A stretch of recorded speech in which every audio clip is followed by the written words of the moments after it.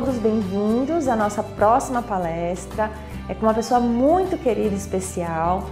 Renata Pinotti é nutricionista materno-infantil, tem 16 anos de experiência na área de alergia alimentar e enfermidades pediátricas, é mestre em nutrição humana aplicada pelo ProNut da USP, é especialista em nutrição hospitalar pelo Instituto Central do Hospital das Clínicas da USP, é tutora estadual no método Canguru pelo Ministério da Saúde e facilitadora em constelação familiar, segundo a ciência Hellinger, e colaboradora da Hellinger Schule.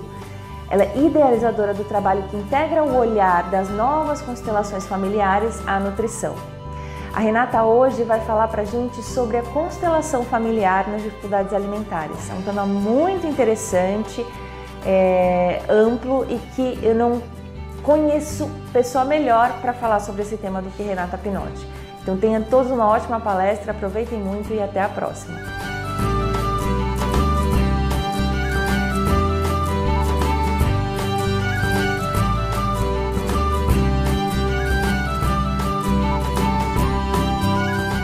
Olá, meu nome é Renata Pinotti. Em primeiro lugar, eu quero agradecer o convite para participar do CONALCO, esse congresso maravilhoso que eu tenho um grande prazer em participar todo ano. E esse ano eu recebi um presente e ao mesmo tempo um desafio, que é falar sobre a constelação familiar. Como a constelação familiar pode nos ajudar nos casos de dificuldades alimentares, que tem desafiado tantos profissionais, tantas famílias. Primeiro, então, eu quero contar um pouco para você do que é a constelação. A constelação familiar é a ciência dos relacionamentos. Bert Hellinger, que é o criador da constelação familiar, um alemão, ele é filósofo, pedagogo e teólogo de formação, foi padre, estudou a teoria primal, a análise transacional, psicodrama, estudou a psicanálise na sua língua original, então ele também é psicanalista. Então ele caminhou por várias frentes, por várias filosofias, por várias teorias, até chegar na constelação familiar. Ele e sua mulher, Sophie Hellinger, disseminaram a constelação familiar no mundo. A Sophie criou a Hellinger Schule, que é a escola Hellinger, que hoje organiza a formação para consteladores no Brasil. E qual é a base? A base da constelação familiar são as ordens do amor. Ordens do amor foi traduzido do alemão Ordnung, que significa ordenação, que cada coisa está no seu lugar.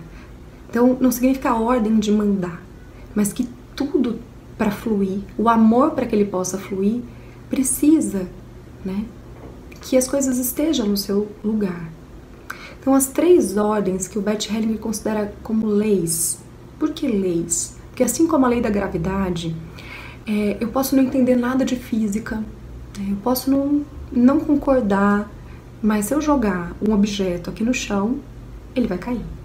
Então mesmo que eu não acredite, mesmo que eu não conheça, mesmo que eu nem saiba o que significa a constelação familiar, o que significa as ordens do amor, elas atuam sobre nós. Por isso que o Bert as denomina como leis. A primeira é o pertencimento. Toda pessoa tem o direito e a necessidade de pertencer ao seu sistema familiar, à sua cultura, à sua religião, ao seu país, ao seu município, ao seu lugar de origem. Se por alguma razão eu tenho uma sensação de que eu não pertenço, de que eu não faço parte, automaticamente aquela criança vai buscar um mecanismo de sobrevivência. Esse mecanismo de sobrevivência, ele é um instinto. Então muitas pessoas falam, não, mas eu não fiz isso, eu não pensei nisso. Não. Esse mecanismo, ele não vem da inteligência humana. Ele é um instinto de sobrevivência. Então qualquer animal pode fazê-lo. Então a gente não tem necessariamente uma memória, uma intenção, Aquela criancinha, quando percebeu que por alguma razão ela não tinha esse olhar,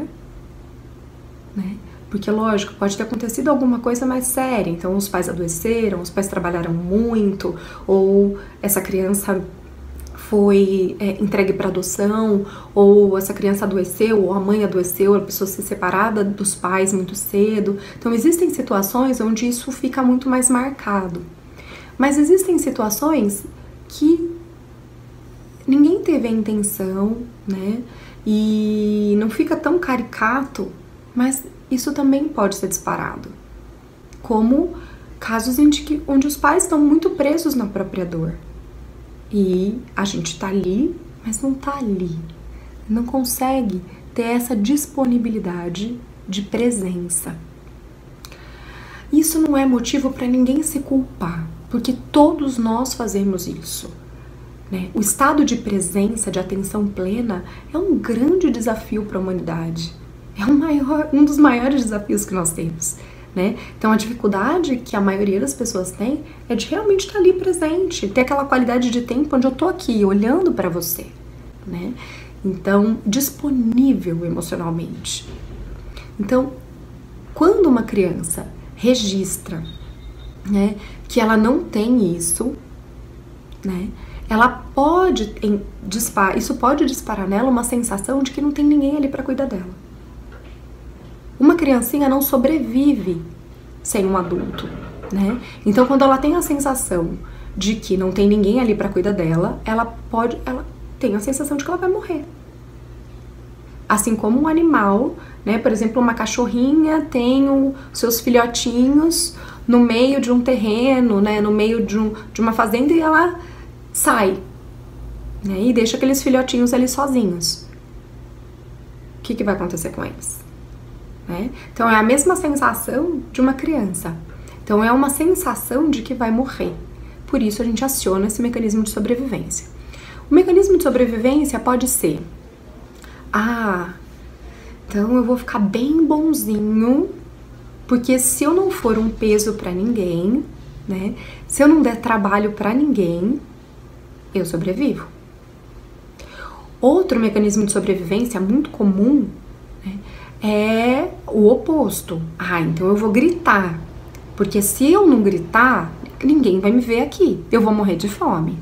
Isso é o que tem acontecido muito com as crianças diagnosticadas, né, com TDAH, hiperatividade, que na minha opinião a maioria não tem doença, né?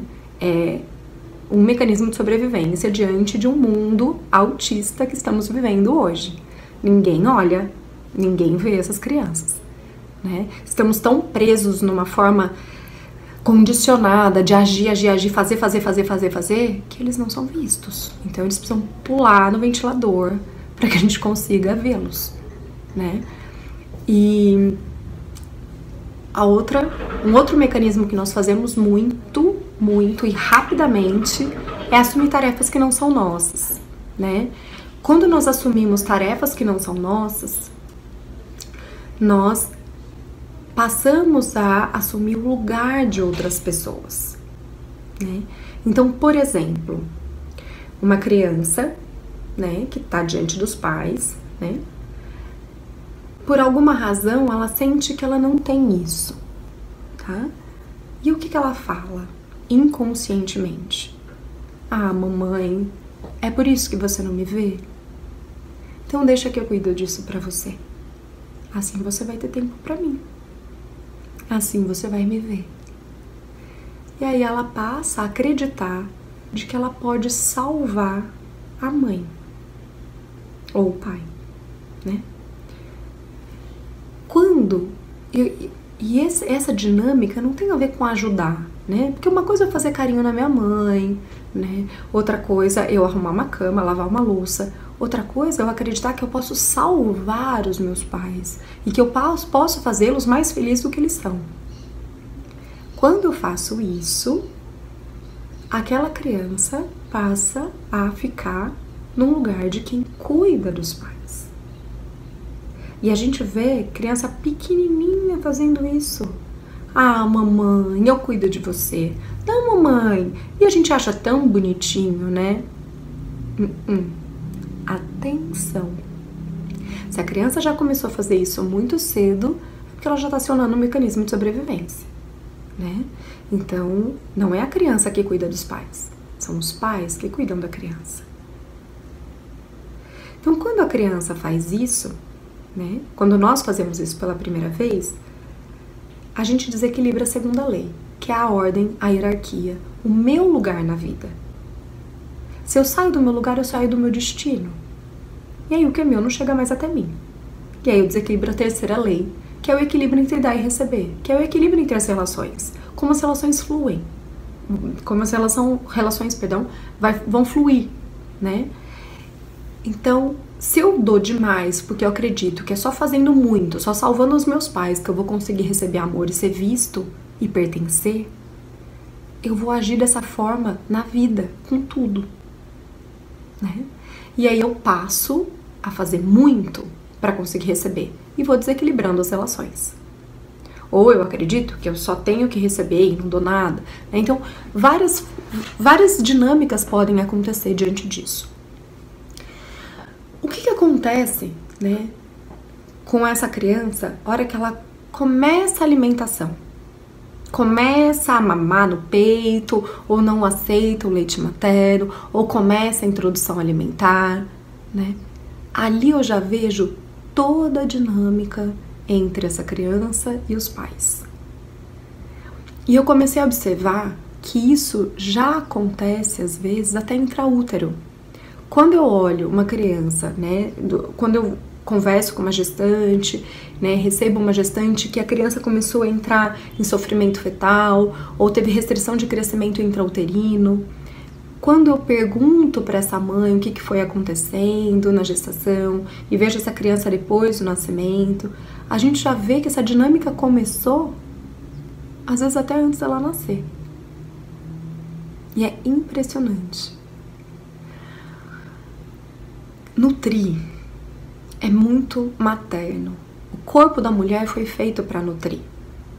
Na placenta, via leite materno. Então, a vinculação afetiva, né, com a mãe permeia muito a nutrição. Então, não é tudo culpa da mãe, tá? Existe uma dinâmica ali familiar completa, que a gente tem que olhar para todos os lugares. Mas, de uma certa forma, nutrir é muito materno. Então a gente precisa olhar para o que está acontecendo, né, nessa dinâmica da criança com os pais e com a mãe. Como a pressão para nutrir é muito grande, a mãe muitas vezes tem muito medo de não ser boa o suficiente, de não nutrir o suficiente aquela criança. E nós carregamos várias crenças do que é pouco, do que é muito, do que quanto uma criança tem que comer, do quanto uma criança tem que engordar. E tantas pessoas opinam, né? Que às vezes essa dinâmica fica muito pesada. Então, quando eu olho uma criança com dificuldade alimentar, muitas vezes o ponto não tem nada a ver com a alimentação. Tem a ver com a dinâmica que está instalada ali, principalmente no horário das refeições. Às vezes tem uma rigidez muito grande, tem uma tensão. A criança, ela não se retrai diante da comida, ela se retrai diante da agressividade. Aquela colher, né, ela é agressiva. Se uma criança está com a boca fechada, façam esse experimento em casa. Peçam para uma pessoa te dar o alimento e te distrair. Ah, olha aqui, né? Olha a galinha pintadinha, nananã, tum. E enfia a colher a hora que você não está esperando. A sensação é de raiva, de traição, porque você foi enganada.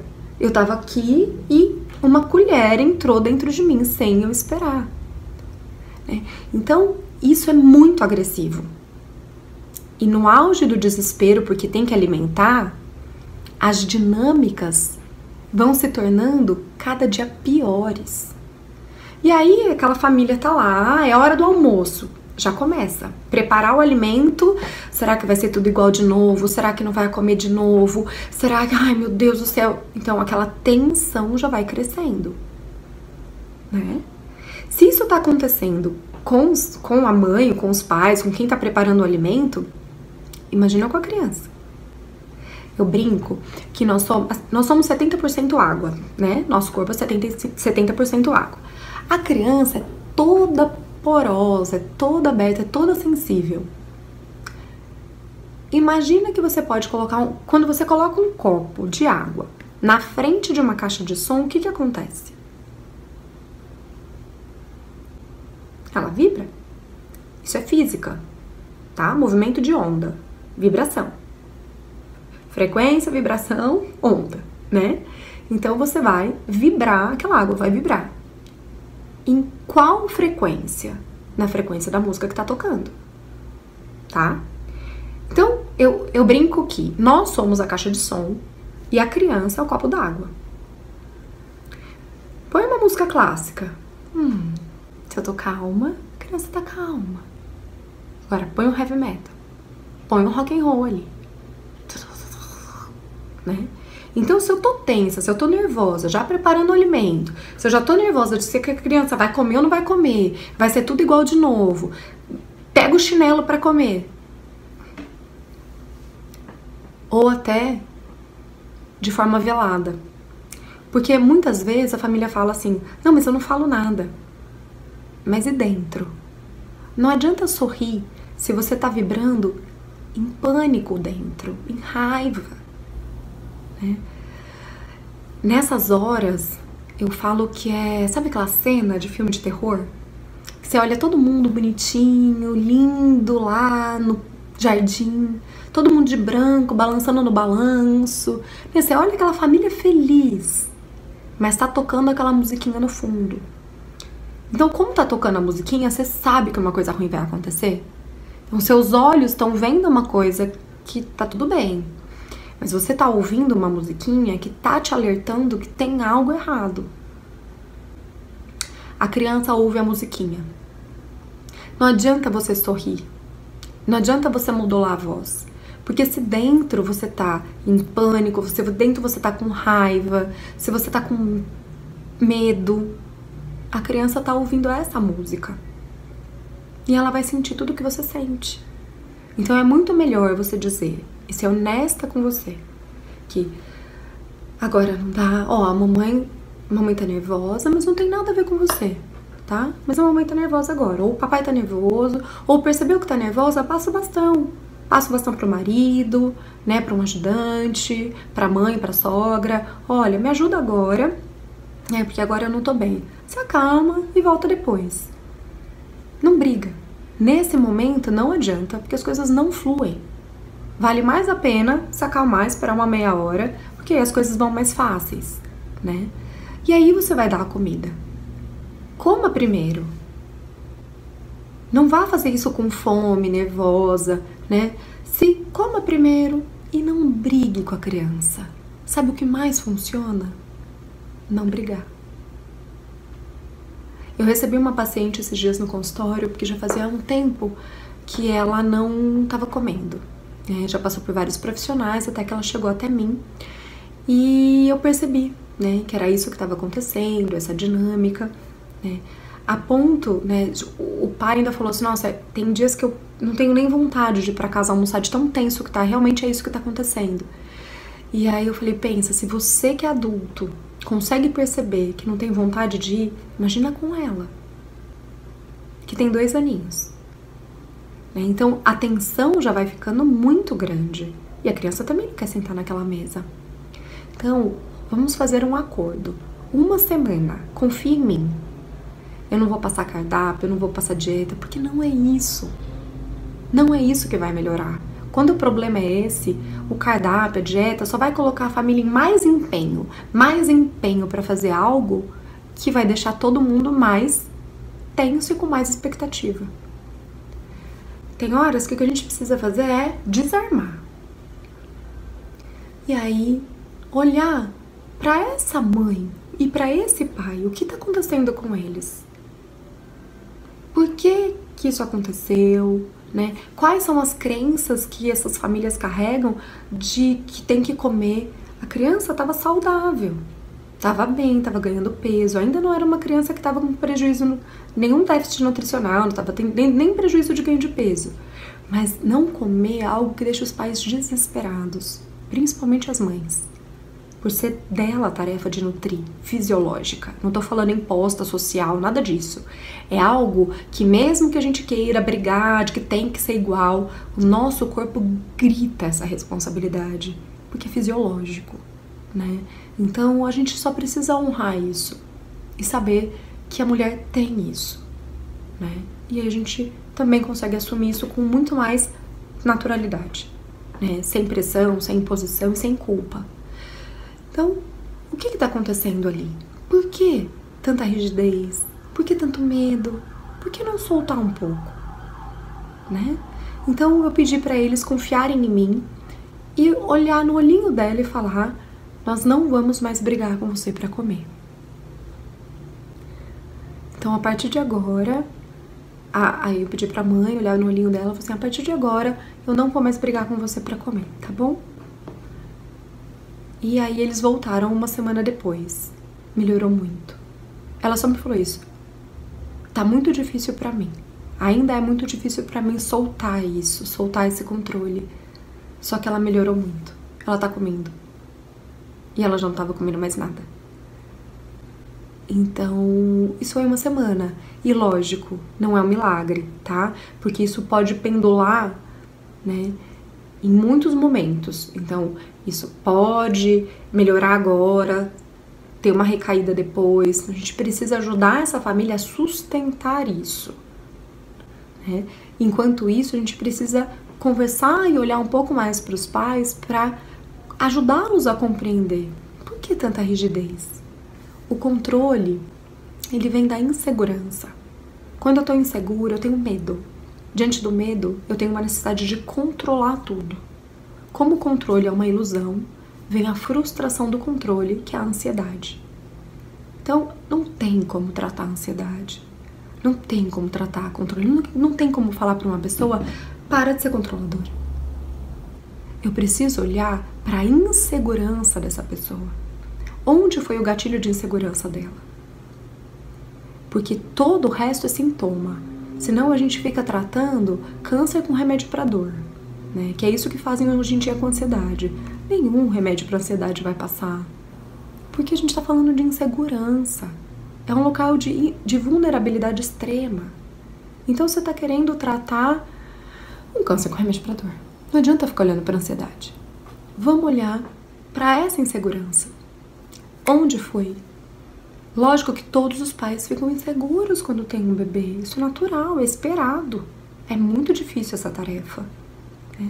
Então, o que aconteceu? Como deixar, né? E muitas vezes essa insegurança é muito anterior a essa bebê.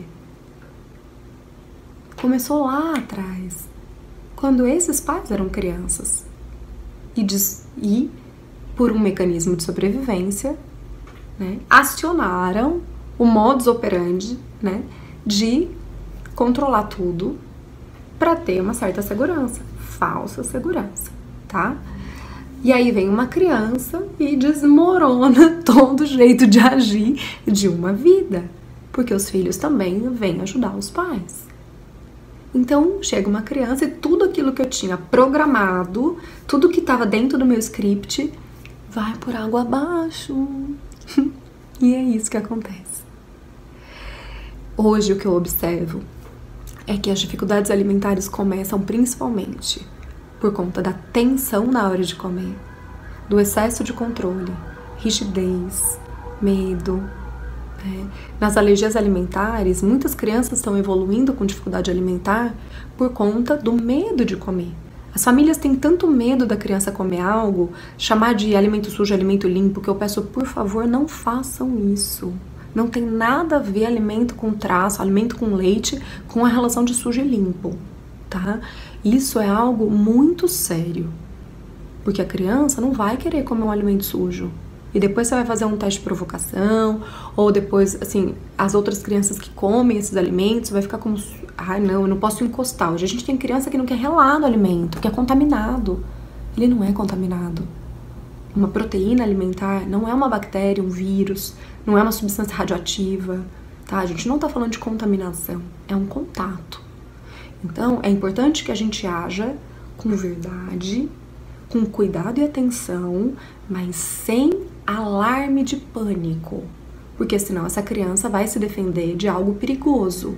Se aquilo é perigoso demais, assim, dessa forma, eu não quero mais comer. Então, qual tá sendo o efeito borboleta, né? Qual tá sendo o problema atual diante de todo o mecanismo de excesso de alarme, de pânico? O medo de comer. E as crianças estão com medo de comer e por isso elas não querem mais comer. E isso é muito difícil da gente reverter. Então, quando eu recebo uma família e vejo isso logo no começo, já vou ajudando a acalmar. É preciso cuidar, é muito importante cuidar, prestar muita atenção. Isso não significa relaxar, ser relapso, ser negligente. Não tem nada a ver. Não migre do 8 para o 80, tá? Mas ter atenção e responsabilidade não significa viver em pânico. São coisas diferentes, tá? E o risco de morte existe em crianças que fazem reação anafilática e em crianças que têm reações como FPAS, que podem ter, né, um choque hipovolêmico ou um choque anafilático, que isso pode colocá-las em risco. O sangue nas fezes, por mais difícil que seja e por mais assustador que seja, ele não coloca a criança no risco de morte, né? Então tem outros sintomas, uma dermatite atópica. Então não tem por que viver com esse facão gelado nas costas, como se a morte rondasse tão perto, né? Dessa forma. Então precisou usar esse artifício para as pessoas se conscientizarem que a alergia alimentar não é frescura, que a alergia alimentar é coisa séria. Só que com isso, usaram levianamente a palavra morte para tudo. E agora, comer alimento tem essa conotação de que vai morrer. Olha o quanto é sério isso. O quanto a gente migra de um extremo para o outro. E nenhum dos extremos, nem a negligência, nem o excesso de alarme e nem colocar, né, o risco de morte dessa forma, são saudáveis. Ambos têm consequências sérias. Então é importante que a gente faça esse ajuste fino, que é difícil, o tempo todo, como um dial de rádio, tá? Então, foi demais, volta, né? Entrou o chiado de novo, volta e vai ajustando isso na família. Com cuidado, com responsabilidade, mas sem impor nessa criança esse pânico, esse medo. Porque senão ela vai ter medo de comer sim. E ela vai evoluir. E aí, conforme ela vai parando de comer, né, e a gente vê assim, às vezes, o medo de introduzir alimentação. Então, deixa tudo pastoso por muito tempo. Deixa tudo batido por muito tempo. Não, eu tenho medo de engasgar. Então, deixa pastoso demais. Isso impede uma evolução fisiológica natural da criança. A evolução do desenvolvimento, o desenvolvimento neuropsicomotor precisa evoluir. E com a alimentação a gente evolui isso também, né? É tudo sincrônico. Agora, se eu tenho muito medo, eu retiro da criança a sua oportunidade de evoluir. E aí ela vai regredindo, né? E aí a gente vai ter que problema depois, né? Uma criança que não conheceu texturas vai ter ânsia com qualquer sólido que cai na boca.